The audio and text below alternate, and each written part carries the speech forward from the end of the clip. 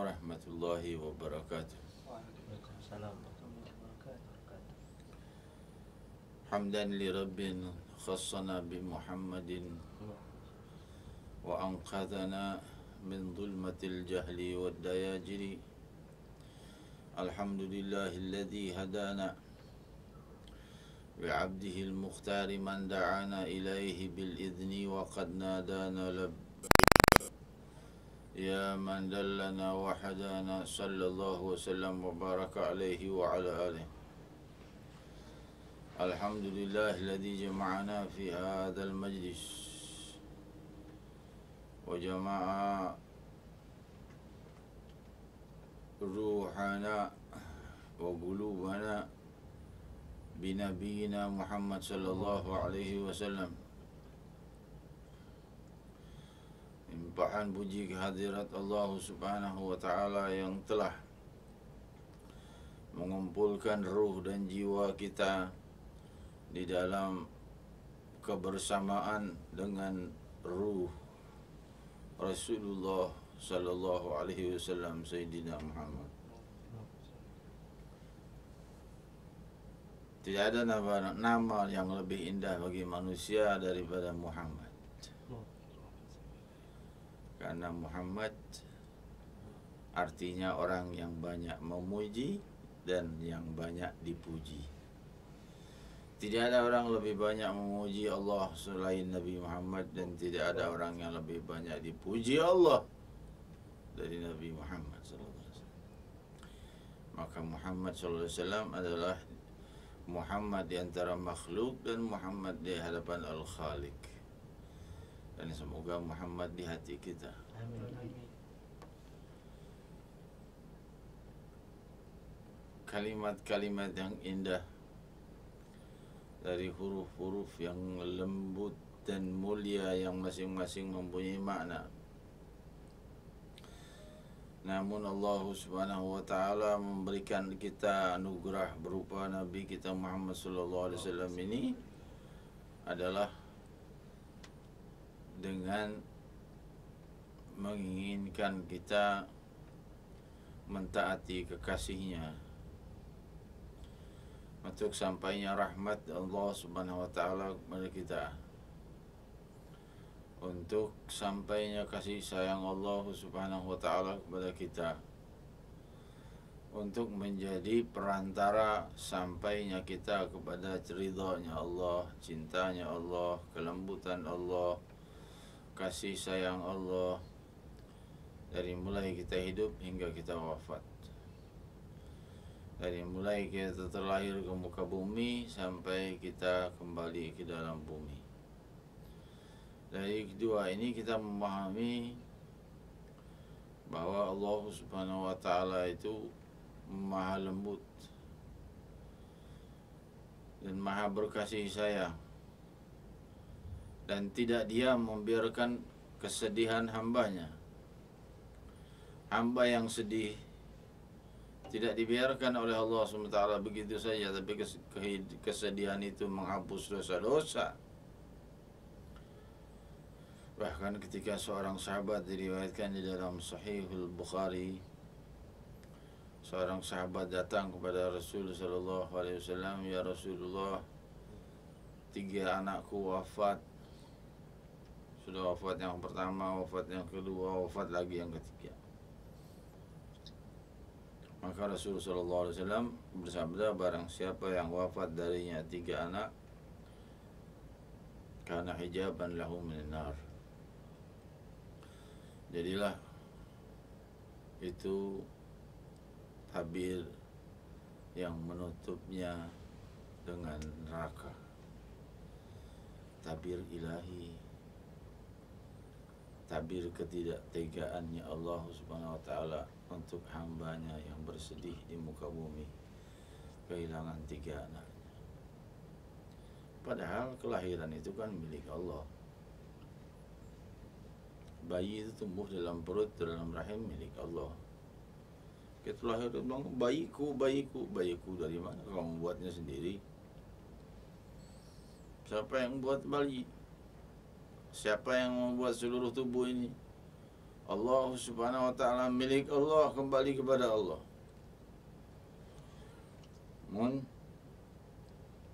Orang ini bertanya lagi, wa itsnan, kalau dua, maka Rasul menjawab sallallahu alaihi wasallam, walau dua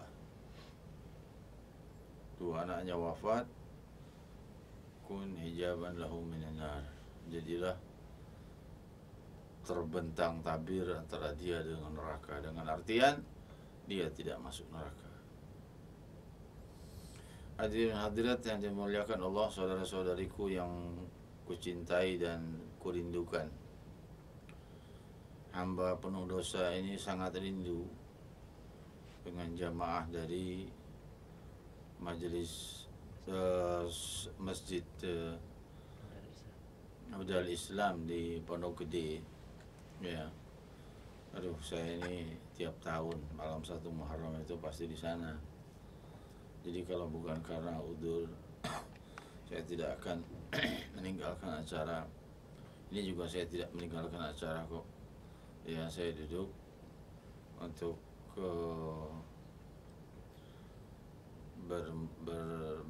bermuasalah, bersambung rohani dan sanubari dengan saudara-saudari di Pondok Gede, khususnya untuk para ulama, para kekasih Allah, para orang-orang yang dicintai Allah, para kiai, para ulama setempat dan sesepuh.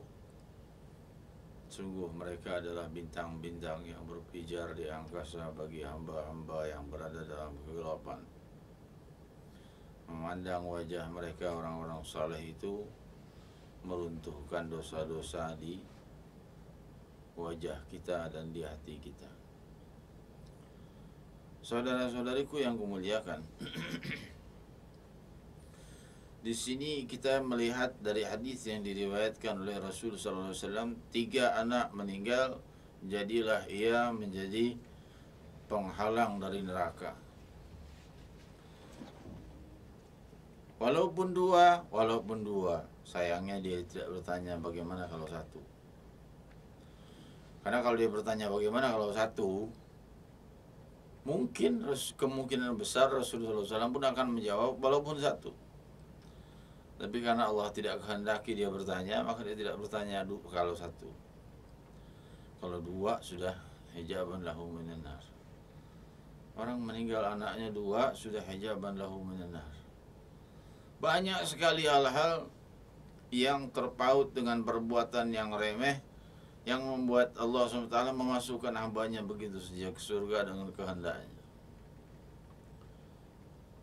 Hal yang paling remeh, seorang yang memberi minum seekor anjing, Allah SWT mengasihaninya dan memberinya pengampunan dan memberinya surga. Surga miliknya.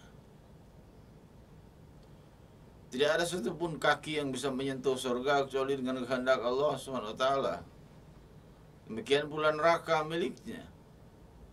Dan Sayyidina Muhammad SAW adalah berlian yang menerangi para hamba-hamba Allah SWT untuk mencapai jalan menuju surganya Allah. Nah, bagaimana kalau seandainya sang berlian ilahi ini sudah mengatakan hijaban lahu minan nar, penghalang darinya dari api neraka. Pun seandainya dia masuk neraka, dia tidak terbakar dengan api neraka. Namun hadis ini menjelaskan bahwa dia tidak masuk neraka kalau 3 anak atau 2 anaknya wafat.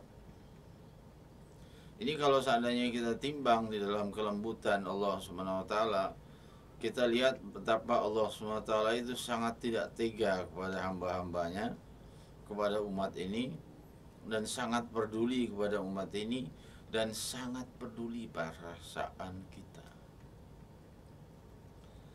Perasaan kita itu diperdulikan oleh Allah ternyata. Perasaan yang sedih dan gembira itu diperhatikan oleh Allah SWT, dilihat dan tidak dilupakan.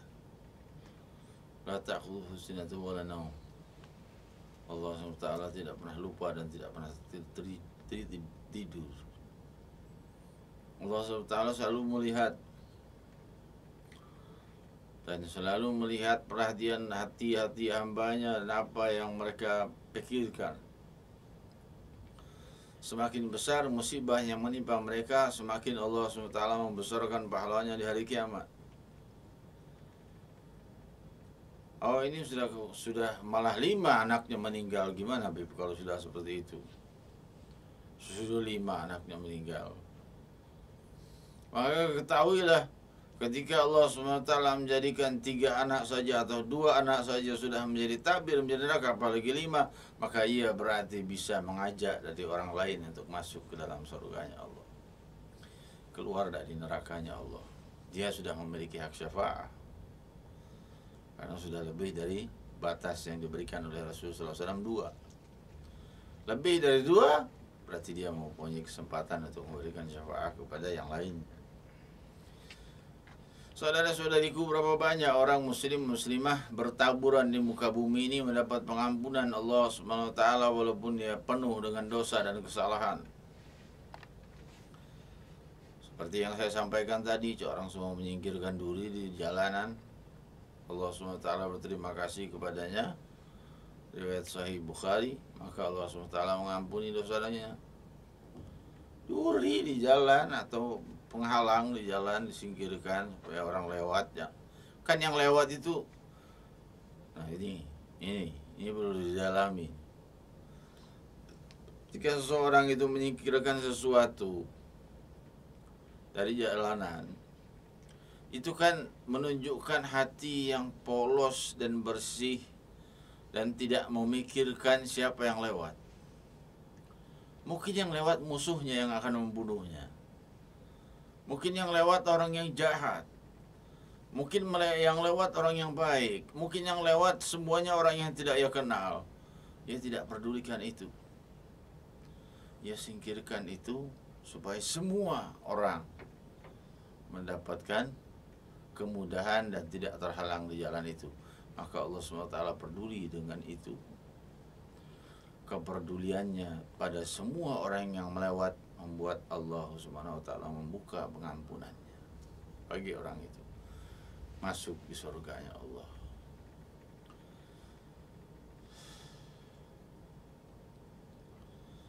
Surganya Allah di mana dijelaskan di dalam Sahih Bukhari, apabila keluar seorang wanita dari penduduk surga itu, maka akan penuhlah langit dan bumi dengan cahaya dan penuhlah langit dan bumi dengan wewangian. 1 perempuan dari surga keluar, tentunya mengalahkan 1000 bidadari. Jadi wanita-wanita itu dipercantik oleh Allah SWT di surga sampai jika mereka keluar ke bumi, kata Allah, kata Rasul SAW dalam Sahih Bukhari, lam tala'at bainahuma nuran wa riha atau rihan wa nura, kama qala sallallahu alaihi wasallam. Kalau seandainya keluar itu tala imrah minal jannah, keluar seorang wanita itu ke surga, ke bumi, maka cahayanya akan menerangi langit dan bumi, dan wanginya akan menerangi langit dan bumi. Minyak wangi termahal berapa jauhnya, radiusnya? Ini radiusnya seluruh alam semesta wangi gara-gara 1 orang ini. Wanita yang masuk surganya Allah Subhanahu wa taala. Saudara-saudariku yang kumuliakan, Rasul sallallahu alaihi wasallam bersabda di riwayat Imam Bukhari di dalam Adabul Mufrad. Rasul sallallahu alaihi wasallam bersabda,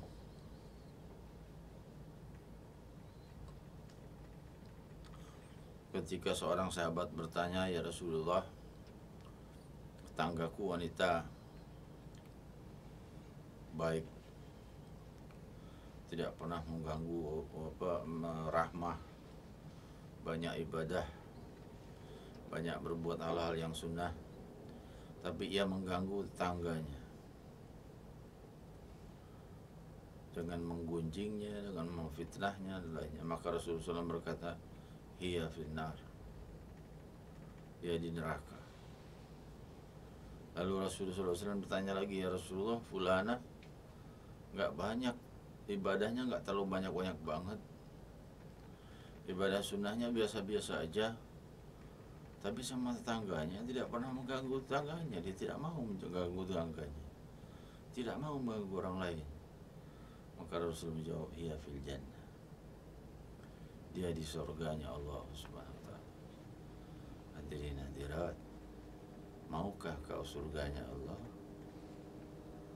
Dengan kita lihat betapa muka bumi ini dengan segala kekurangannya dan segala kebobrokannya. Di satu pihak kita melihat kesempurnaan Allah SWT di muka bumi, di satu pihak kita melihat betapa bobroknya bumi. Karena semua yang paling mahal di bumi itu adalah hal yang hina. Apa minuman terbaik dan paling banyak gizinya? Susu. Dari mana keluarnya? Hewan. Ya. Apa makanan ataupun makanan yang terbaik bagi khasiatnya bagi tubuh kita? Madu. Asalnya dari apa? Ya dari semacam lalat. Dari sarangnya semacam lalat. Tawon itu, lebah itu kan semacam lalat. Apa sih namanya, hewan, bukan hewan melata, ya, hewan yang seperti itu, ya.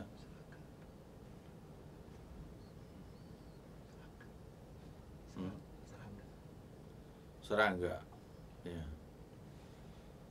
seperti serangga. Hewan serangga saja, asal muasalnya minuman yang paling, makanan yang paling membuat manusia kuat. Tubuhnya menjadi kuat, segar. Apabila dia sakit, dia akan lebih kuat. Apabila dia dalam keadaan lemah, dia akan lebih... Apa? Serangga. Demikian berkata Sayyidina Ali bin Abi Thalib karramallahu wajhahu radhiyallahu ta'ala. Lalu berkata lagi Sayyidina Ali bin Abi Thalib, apa hal yang paling berharga di bumi ini? Emas. Ketahuilah, emas itu awalnya adalah bebatuan. Salah satu jenis batu saja. Batu lain banyak jenisnya. Cuma emas ini salah satu batu yang dihargai manusia, padahal dia bebatuan sama dengan batuan yang lain. Hadirin dimuliakan, apa yang paling dimuliakan Allah sebagai yang paling dimuliakan manusia sebagai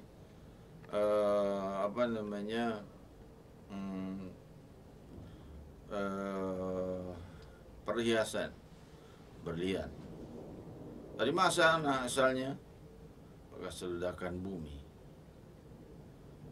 Bekas ledakan bumi dari lahar yang padam ratusan tahun yang lalu, ribuan tahun mungkin.